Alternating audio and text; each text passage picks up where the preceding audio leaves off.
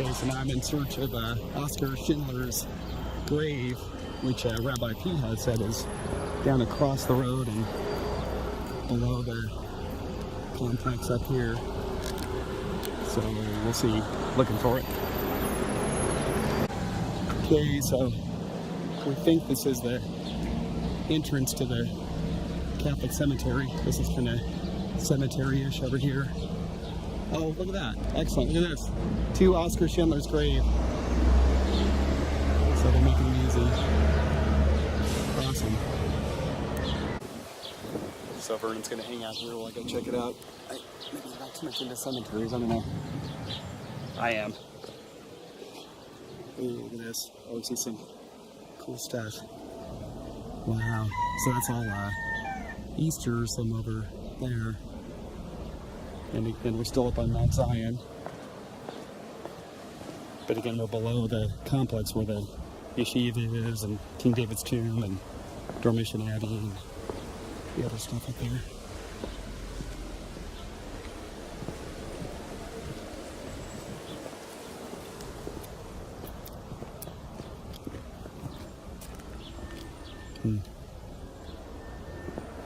Cemetery's all right down.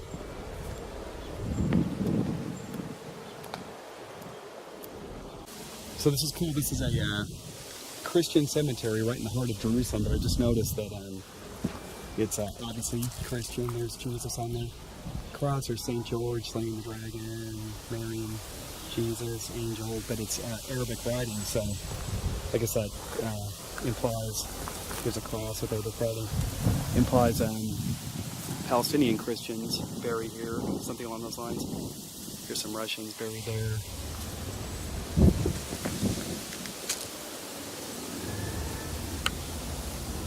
Yeah, looks like Palestinian Christian to me. Let's see what we find.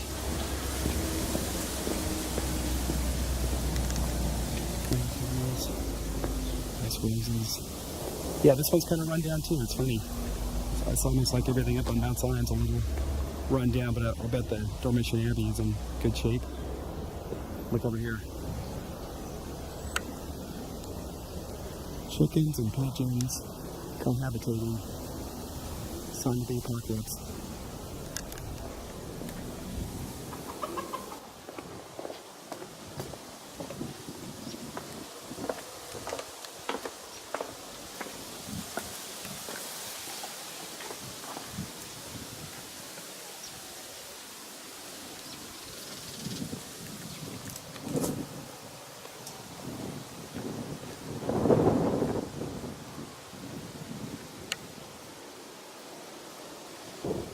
Actually, you know what? This shouldn't be too hard to find. So we're just sneaking around over there. This shouldn't be too hard to find because there should be rocks put all over the tomb, the top of the grave, which is what the Jews do. And I don't know if it's specifically the Schindler Jews, the ones that he saved in World War II, but they come and put rocks on there as like a way to commemorate, you know, show their respect. And but yeah, so I think I mentioned it before, but Oskar Schindler was a German industrialist and also a member of the Nazi Party, of all things, during World War II. And he, you know, was a profiteer, wanted to get rich off of the war effort, so he opened up a factory, and you know, you get Jewish labor cheap. You know, the Nazis were coming and evacuating the Jewish villages all around Europe, and they'd put the Jews into forced slave labor, and then the ones who couldn't work, they would just take away and murder right away, like the kids and the elderly, the handicapped, you know. And again, 1.5 million children just murdered during that time, but the adults, or as long as they were healthy enough, which wasn't long, typically, they would make them work for free, of course, you know, I mean, slave labor, you know, on penalty of death. Well, Oskar Schindler caught on to this and wanted to capitalize on it, what the heck. So he did what he needed to do, did his, bribes and gifts and all that stuff with his fellow Nazis. And ended up, wow, I saw a sign up there that said to Oskar Schindler's grave, but from there, I guess we're kind of on our own. But, so he built up his factory, was making piles of money, and then as the war progressed, the plan of the Nazis got more evil and more organized, and the Jews were being moved systematically into concentration camps. It really became an industry of death, I guess we'd say. They just really figured out how to efficiently murder, thousands and hundreds and thousands and ultimately millions of human beings,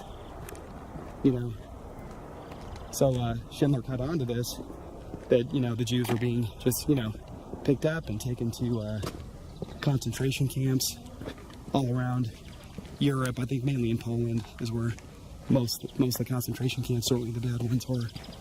And so he went to work protecting his workers.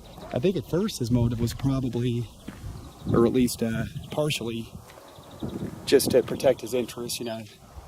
Those were his workers. Take the workers. He doesn't have a factory, can't make money. But as time went on, he started to really care about these people, and eventually he spent his own personal fortune and went broke, bribing and doing what he had to do just to keep his workers out of the concentration camps. And in the end, he ended up saving the lives of 1,200 Jews. And those Jews, some I believe are still alive, even to this day, and certainly their children and grandchildren and great-grandchildren are. So Schindler is today considered a righteous Gentile, or his official designation title in or honorarium, I guess you say, honorary title, I guess you call it, in Israel is righteous among the nations. And I hope we can actually see his grave, because what a great man to do what he did, risk his own life, went broke to save those lives. And if you haven't seen the movie 1993, Steven Spielberg, Schindler's List, starring Liam Neeson, 7 Oscars, including Best Picture. Fantastic film. So if you haven't seen it, please rent it and check that out. Get the whole story.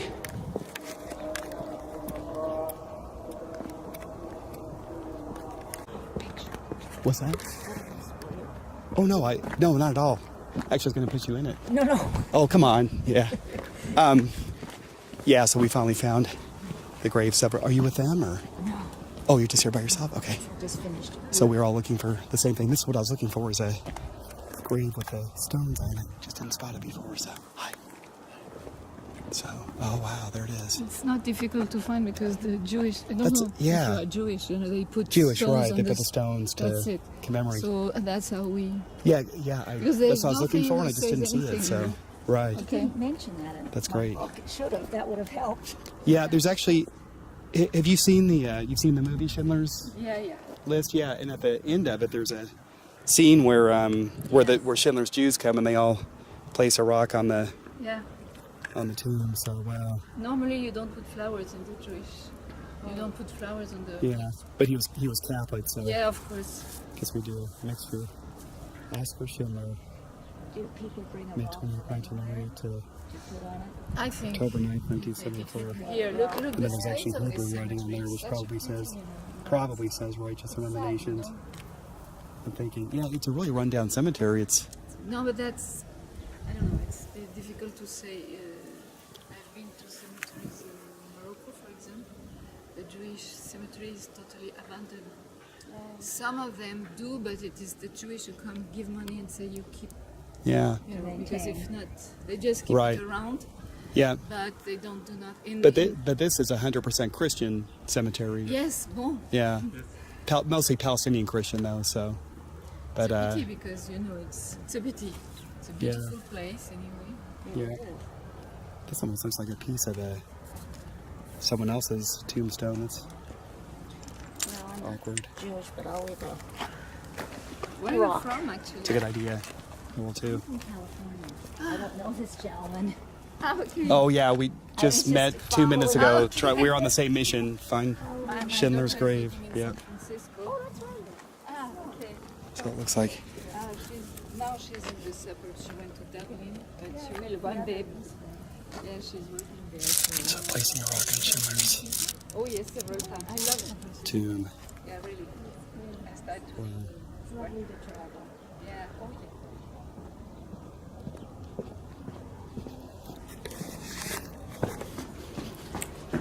Let's go back to Vernon, who I hope is still waiting for me. And then from there up to the Dormition Abbey and the Cenacle.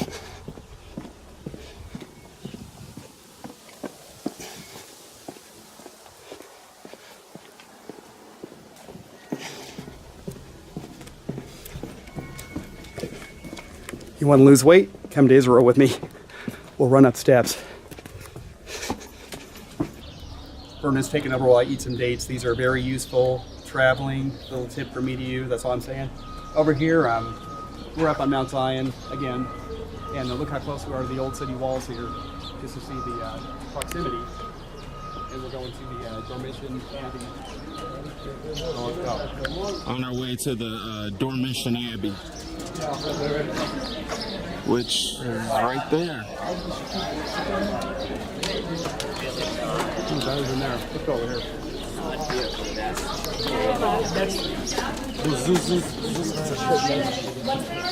I like it. I have no idea. I didn't know. It's really nice. Yeah, it's cute. I'm happy with that.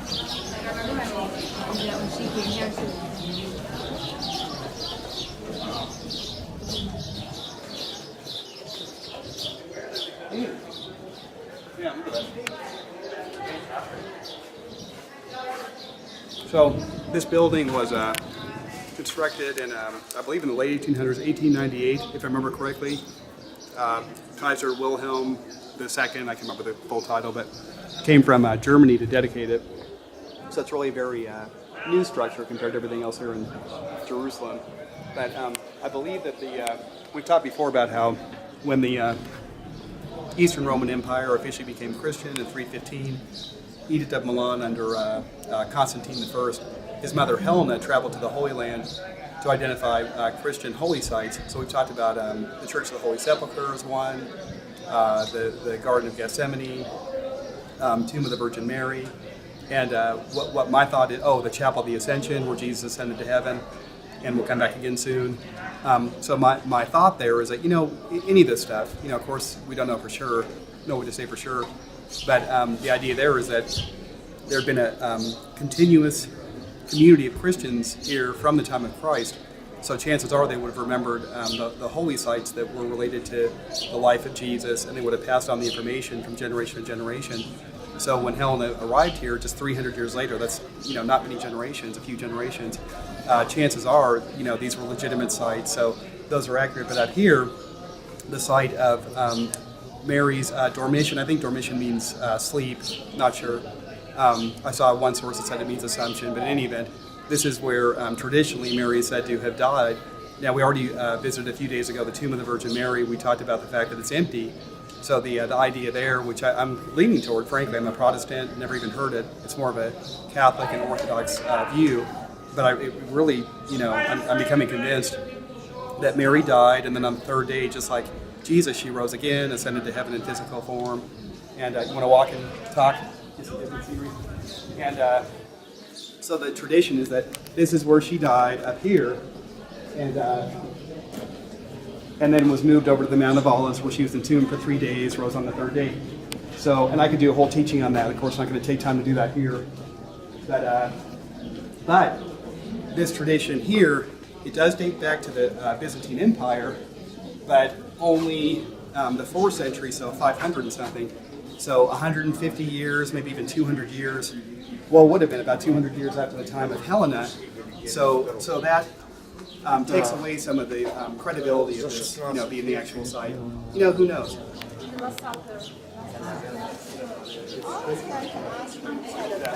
And I thought, no, he's only got one bag. You went and asked him if he got it. Ask him, he's so received.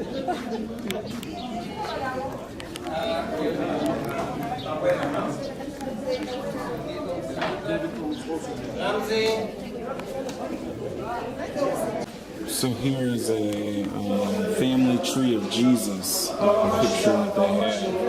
So it starts all the way down here with Adam and Eve, and then up through the family tree.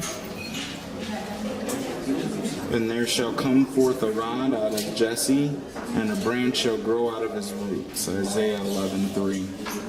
And then it also has some of the other verses that pertain to this tree.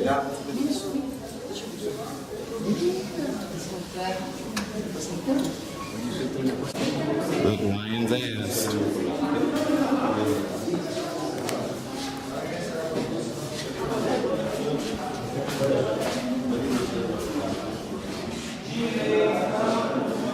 Arabic is not necessarily the most impressive.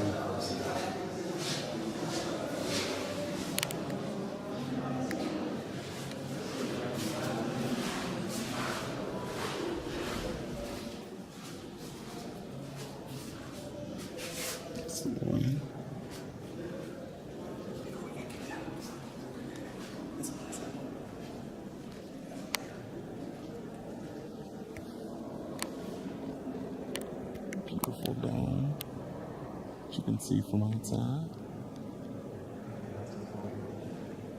Seeing Mary and Jesus, and not sure what the Latin represents exactly. Fantastic. Get this floor. It's very much a Byzantine style floor, even with the small mosaics. But of course, like I said, outside the building's a little over 100 years old.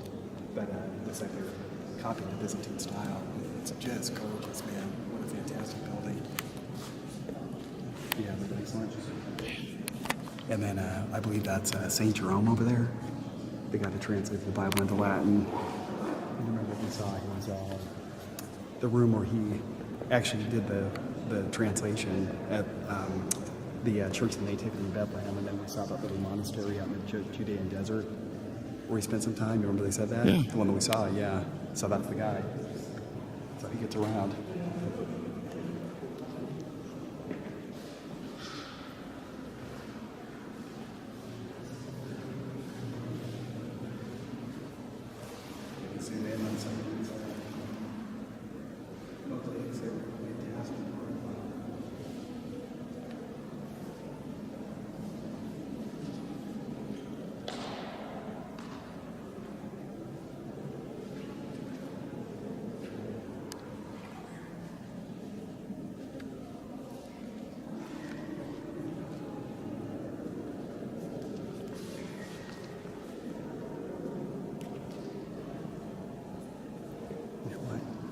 I see a staircase, and where there's a staircase, there's bound to be adventures, so let's go.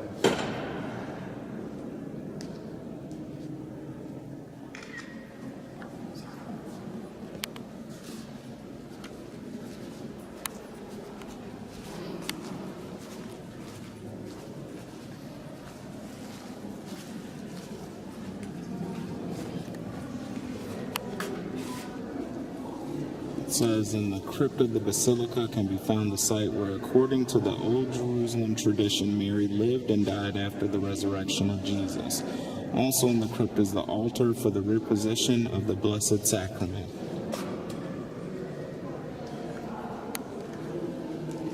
So we can't go up, but I hear voices down. You want to go check it out? Okay, let's go see what it is.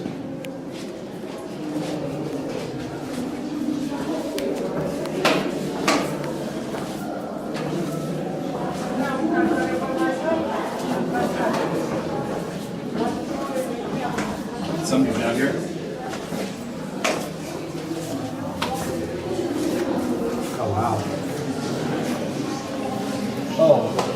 think this is where Mary is said to have actually fallen asleep, died before she read. And yeah, this is the spot. So this is the actual, it's a grotto down here, I think you call it.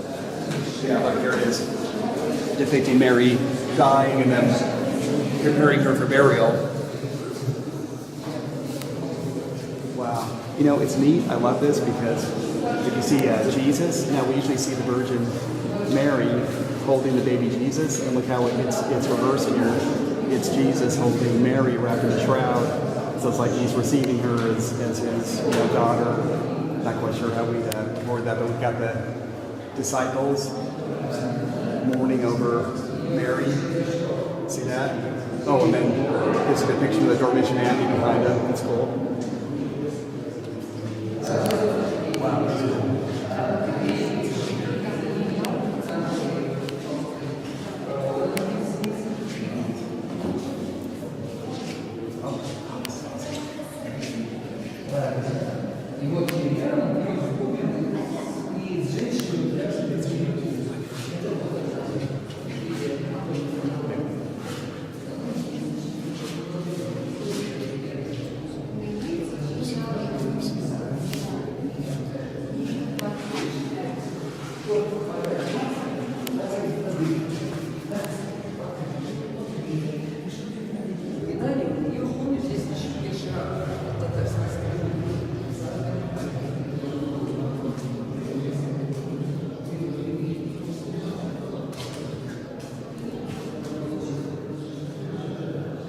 This is depicting Mary and 12 disciples.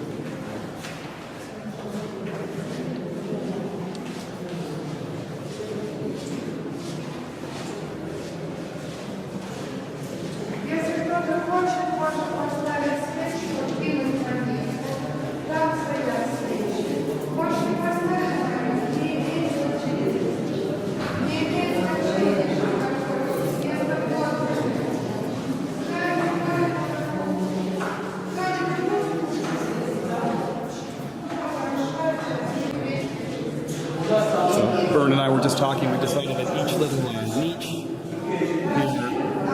is donated by a different group. Yeah, of course. Look, here, this one's Austria, sometimes. So probably a different abbey from different parts of the world, because each one has their own unique style. Yeah, this is where Austria. Look, you couldn't tell where that one's from. That's neat. And then, of course, they're all their native languages, so it's hard to tell. This looks, what language is that, Vernon? Help me, man. Mine? Yeah, sure. This is Over here. Oh, it does. Oh, there you go. Okay, good. I'm almost too dark. The Republic of Hungary. Oh, okay. Hungarian. Well, there you go. That explains it.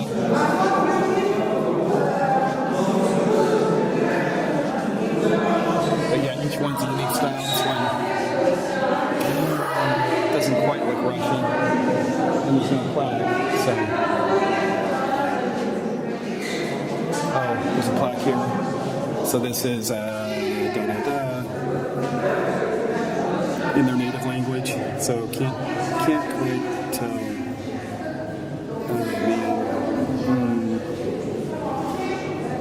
Brazil. There we go. So it's Portuguese. No one can read it. So this is Brazil. But yeah, it's neat because each one, you see the style of the nation that's represented. So who pulls out? So this is a Benedictine Abbey. That's what the Dormition Abbey is. It's Benedictine nuns.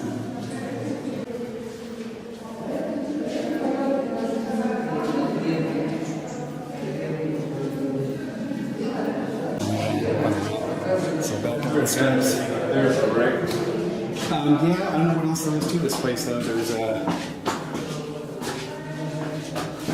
There's the upper room, the cenacle that we need to see, and then there's like other parts of the abbey here. Might be able to see.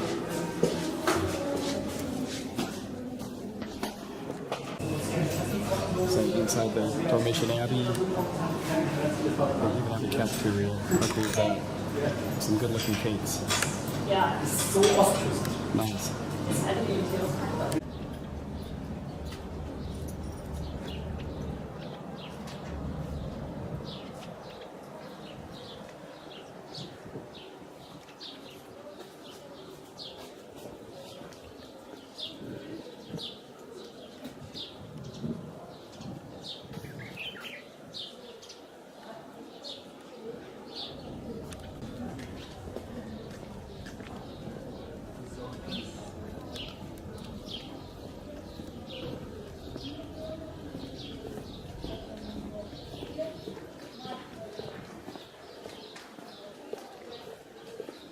Now we're looking for the cenacle, which is otherwise known as the upper room.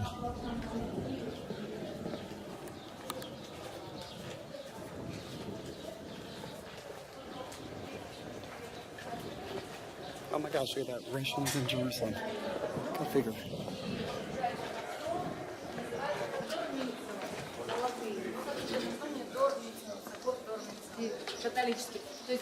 Извините. Oh, over here a bit? Wow, over here. Oh yeah, Seneca, I guess it means Seneca.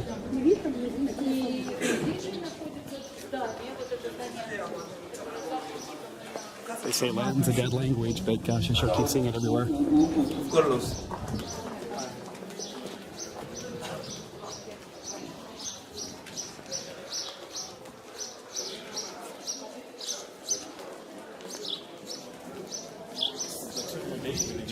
Oh, you're right.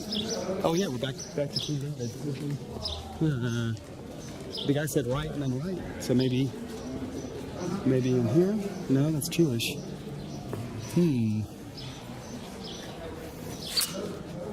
The sign said cenacle this way. Let's look around.